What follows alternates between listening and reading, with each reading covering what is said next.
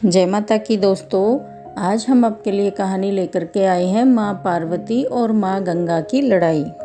देवाधिदेव महादेव भगवान शंकर का विवाह इस संसार की शक्ति माँ पार्वती से हुआ था।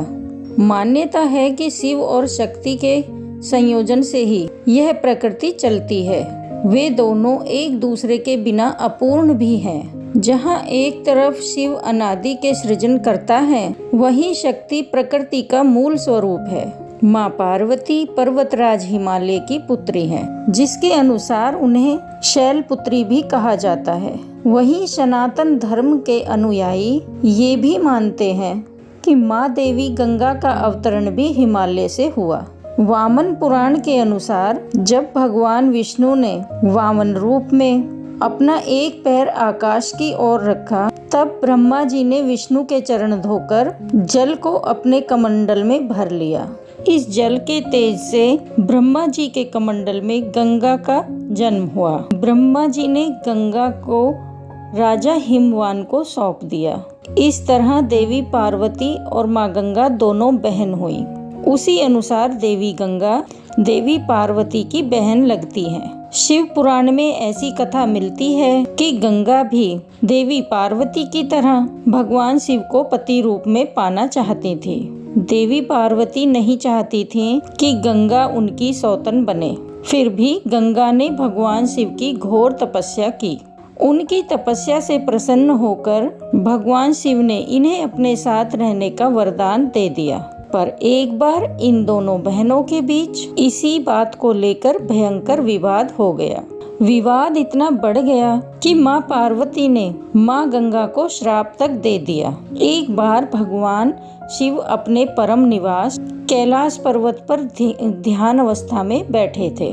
साथ में माता पार्वती भी ध्यान में मग्न थी। शिव और शक्ति का यह सुंदर स्वरूप एक साथ बहुत सुंदर लग रहा था। एक तरफ जहाँ महादेवी और महादेव ध्यान मग्न थे, वहीं शिव जी के परम भक्त नंदी जी अपने प्रभु और माता की शोभा को निहार रहे थे। दोनों का यह सुंदर स्वरूप देख खुद ही नंदी जी के आंखों से आंसू बहने लगे।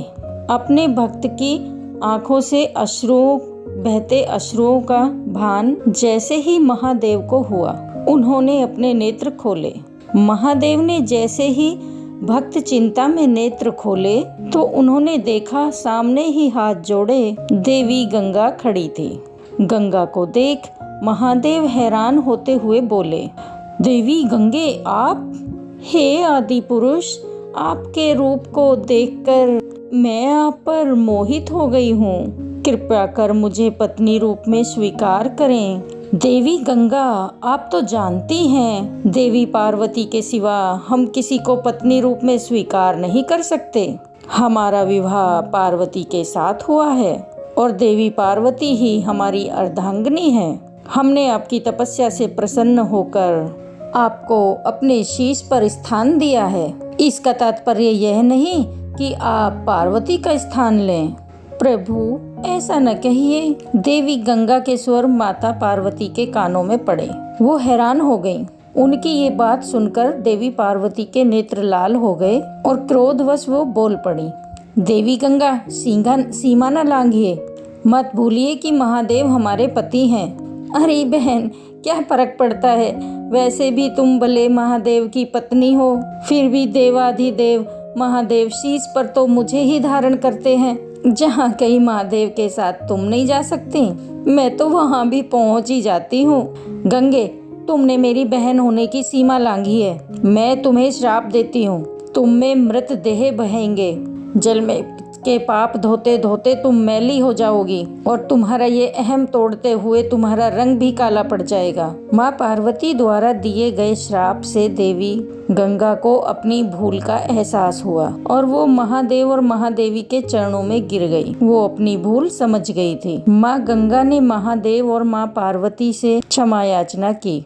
मुझे क्षमा कर दो बहन, मुझसे भूल हो गई। हे महादेव, मुझे क्षमा कर दीजिए। हे गंगे, इस श्राप को वापस नहीं लिया जा सकता, पर तुम्हारे पश्चाताप से प्रसन्न होकर हम तुम्हें श्राप से मुक्ति देते हैं। हे गंगे, तुम जनमानस के पापों से दूषित अवश्य होगी, पर संत जन के स्नान से तुम्हारी शुद्धि तुम्हें वापस प्राप्त होगी। भगवान शिव ने प्रसन्न होकर माँ गंगा को आशीर्वाद दिया। इसके बाद से ही गंगा में स्नान करने से पाप धुलने लगे। तब से ही गंगा में स्नान करने के लिए लोग दूर दूर से आते हैं और भूल चूक में वो पापों से मुक्ति पाते हैं। भगवान शिव की जटाओं में निवास करती है माँ गंगा और शिव जी की जटाओं से निकलकर पृथ्वी लोक पर बहती है माँ गंगा। तो दोस्तों, आपको कहानी कैसी लगी है कमेंट बॉक्स में हर हर महादेव जरूर लिखना और लाइक करना और अपने दोस्तों के साथ शेयर जरूर करना। जय माँ गंगे, हर हर महादेव।